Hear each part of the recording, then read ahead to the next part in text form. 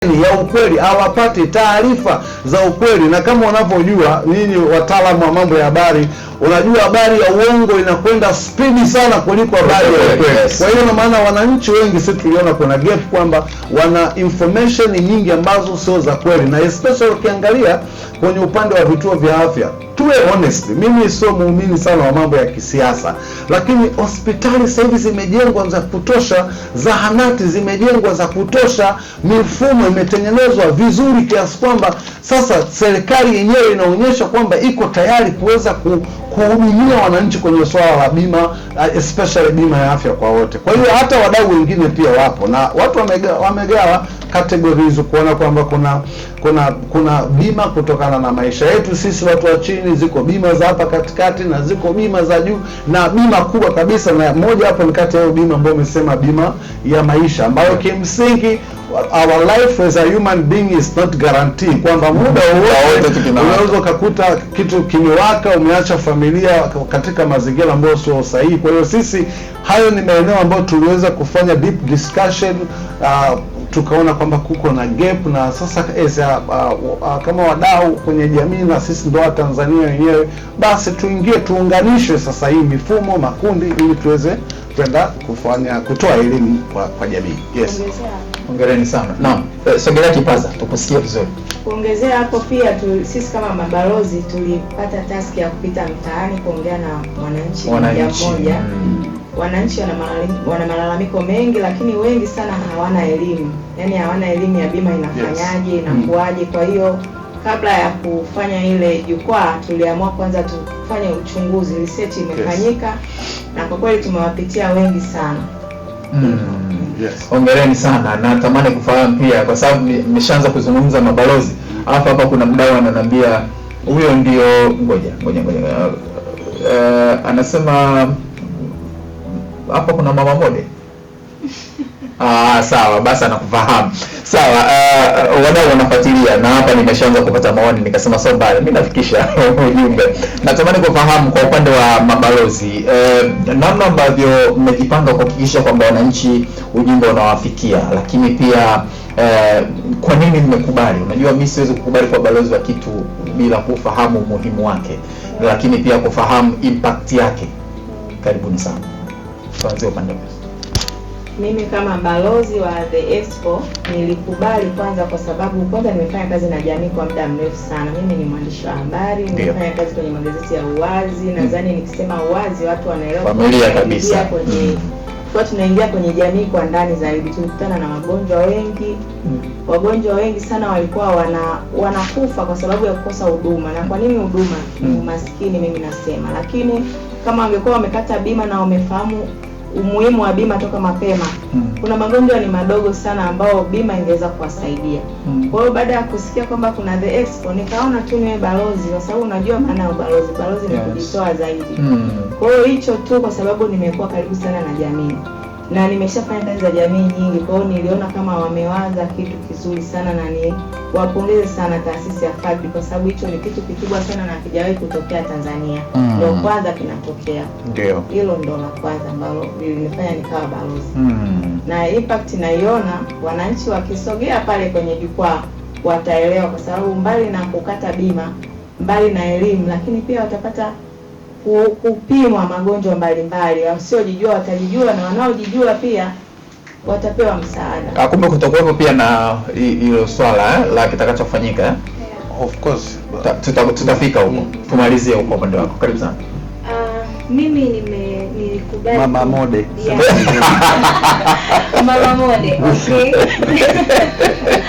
Nilikubali kuwa balozi kwa sababu tupo kwenye jamii.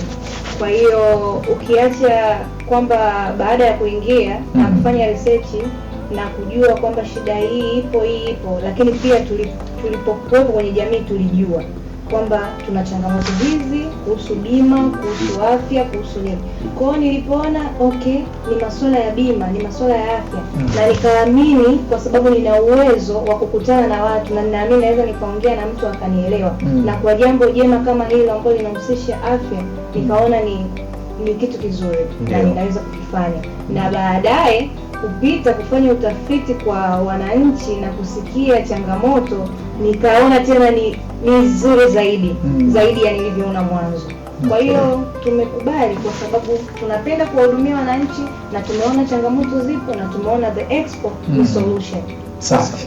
Country coordinator, nakuja kwako. Hili ni swali ambalo nimekuwa nikiliona. Mimi ni mtumiaji mzuri sana mtandao kijamii. Nafuatilia. Na moja kati ya vitu ambavyo watu wana comment kwa maoni tofauti ni kuhusu swala la bima. Na bima imekuwa category fulani vya kwamba kuna watu wa category fulani wanataka kuwa na bima, alafu kuna mimi hapa nikiumwa naenda ChatGPT naangalia, alafu naenda duka la dawa napata dawa na maisha yanaendelea, naona la kunifanya. Sasa natamani kufahamu mnakwenda kuhakikisha vipi kwa mwananchi anaelewa na mmemlenga mtu gani hasa, kwa sababu pia isije kawa ndo ile mtu akaamini kwamba bado wamemlenga mtu fulani, yani kwa maana ya watu wa hadhi fulani. Karibu sana. Asante. Mimi labda niseme kitu. Tunafahamu sisi kama Watanzania kwamba binadamu wameseti standard. Kuna watu wa chini, kuna watu wa middle class na kuna watu wale wa high class, kwa maana hizo high profile na nini. Mimi siko na changamoto yote na watu wa middle class na watu wa high profile, kwa sababu automatically wanasema ukisha kuwa na uhakika wa maisha unaanza kuwa na hofu ya kupoteza maisha. Kwa hiyo changamoto kubwa sioni kwenye watu wa middle class. Pamoja kuna changamoto pia wengine hapa wana hiyo elimu. Changamoto kubwa kwenye upande wa masuala ya afya kwanza iko kwenye watu wa huko chini, kina sisi sasa kina rado huko chini.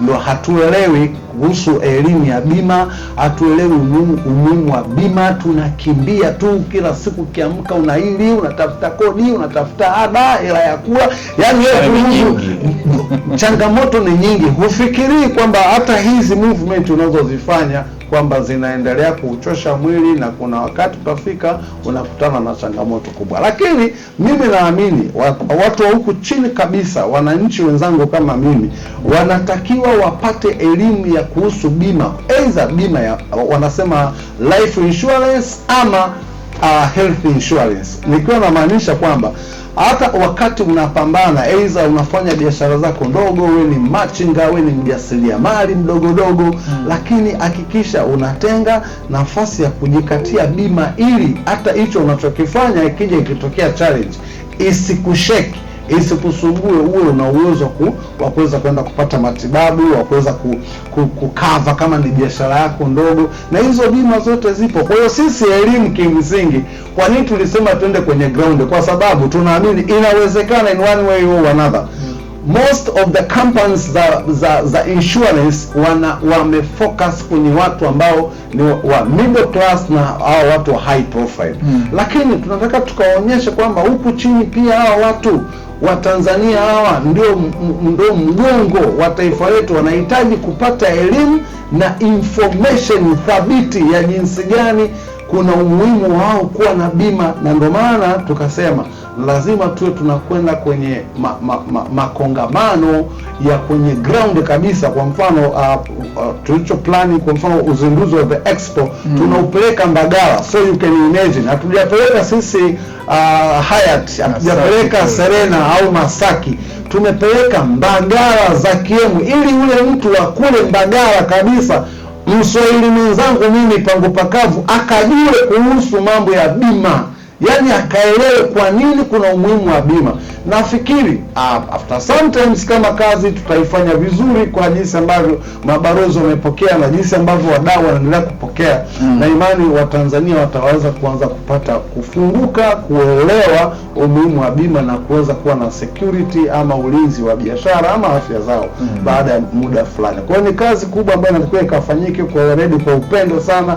Sio biashara, by the way, ni kazi ambayo inatakiwa wewe umejitoa. Sasa watu kama sisi, mimi kwa mfano ni msanii ambaye nina takriban miaka 20 na kitu niko na hudumia jamii, kuiburudisha, kuielimisha, sio kuikosoa, kuifanyaje, ni lazima pia nirudishe ile kitu yangu ambayo nimeatia kwenye jamii. Nina uwezo wa kuconvince wataalamu, makampuni makubwa yakaenda Mbagala kwenda kuhudumia wananchi. Hiyo ndio blessing ambayo naamini na ni footprints naweza nikaacha. Kwa hiyo sisi tumeona kuna changamoto, tuanze kwenye ground na imani tutakwenda mbali, kwa sababu mapokeo ya wananchi ni mazuri. Ndani ya siku 2 ambazo mabalozi wameingia mtaani kuzungumza, kufanya one-on-one discussion na wananchi, kwa siku 2 tumeweza kuhoji zaidi ya watu 1000 na kitu. Na ambao hao watu wote wananchi wanasema tunataka bima ije elimu, yani isiende product kabla ya elimu, ya lazima ianze elimu ndio product ije kufuata. Kwa hiyo sisi kwanza tunaunga mkono jitihada za serikali yetu na tutaendelea kuunga mkono, na tunaamua kuunga mkono kwa kupeleka elimu na huduma ya bima na afya kwenye community zetu. Yes. Mmelenga bima gani hasa? Kuna swali hapa mtu kauliza, bima gani ambazo mmelenga au mnadili na bima zote? Kimsingi napenda swali zuri na napenda watu waelewe. Tumesema platform hii au jukwaa hili linaitwa Tanzania Health kuna End Insurance. Maana yake tukienda kwenye upande wa bima tunaongelea bima zote, tukienda kwenye upande wa afya tunaongelea huduma zote za afya. Kwa hiyo sisi tumeomba mashirikiano na TIRA kama regulatory ambao wanasimamia masuala ya bima, na sisi kazi yetu ni kupush bima zote. Lakini tutatoa kipaumbele kwa bima ambao kwa mfano sasa hivi wananchi wanaonekana wanahitaji kuwa na uelewa sana wa bima ya afya. Tutatoa first priority.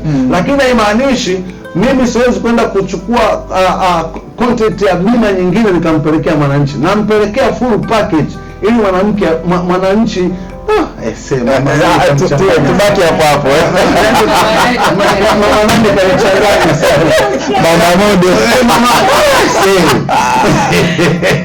Yani kanitoa kweli kwenye elimu yangu, wananchi wanisamee, yani kanivuruga kwa kweli. Yanazungumzika, tutajaribu kaka. Kwa hiyo kimsingi ni hivyo, ni kwamba tunakwenda kupeleka ujumbe wa bima zote na elimu ya bima zote, wananchi wakajue bima mbalimbali zilizopo na ulinzi wanasema ulinzi wa kifedha, kwa sababu bima pia zinalinda uchumi, zinalinda fedha na zinalinda afya. Kwa hiyo tutapeleka elimu zote.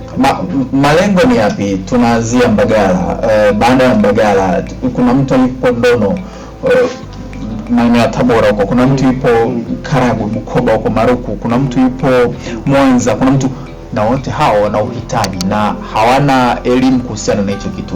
Malengo yenu ni yapi? Tena umesema vizuri. Lengo letu la kwanza linarudi pale pale. Tumetarget watu wa chini, kwa maana ya wananchi waweze kupata huduma. Lakini mimi nimefanya kazi Tabora, nimefanya kazi Mwanza, nimefanya kazi Geita, nimefanya kazi Shinyanga, nimefanya kazi Kahama, Kigoma, kote huko nimezunguka nafanya kazi. Especially kule kwenye maeneo ya migodi. Kuna watu wako kwenye riski kubwa sana. Especially sio tu masuala ya afya, lakini pia hata mali zao. Na ndio maana niliuliza pale mwanzo kwamba mnalenga bima gani? Kwa hiyo kuna the experts and mobile event, is a mobile project ambayo sio kwamba itakuwa inafanyika Dar es Salaam. Sisi tunahudumu countrywide. Kwa hiyo tunaendelea kujipanga na kukaribisha wadau mbalimbali waweze kuja kuona jinsi gani wataweza kutusupport tuweze kufika nchi nzima kupeleka huduma hiyo. Na watu wanatakiwa ujue, unapoenda kupeleka huduma ya bima na afya kwa wananchi ni kama huduma ya kiroho. Kwa sababu unakwenda kuwaokoa wananchi, unaenda kupeleka taarifa ambazo zingine kama ni za afya zitakwenda kusaidia wananchi, lakini wakati wa implementation zetu tutakuwa tunafanya vipimo direct. Kwa hiyo unaweza kama unapata shida kufikiria jinsi gani utafika kwenye hospitali kwenda kupata vipimo, sisi tunakuletea wataalamu kwenye mtaa wako, nyumbani kwako, kwenye eneo lako, upime, ujulikane una shida gani, na from there tuanzie hapo. Na tunataka tuendelee kuzungumza na especially Wizara ya Afya na wataalamu mbalimbali wa afya. Kuwe kuna special offer kwa watu ambao watakuwa wanakuja kupata elimu kwenye haya majukwaa. The Expo, Tanzania Health and Insurance Expo.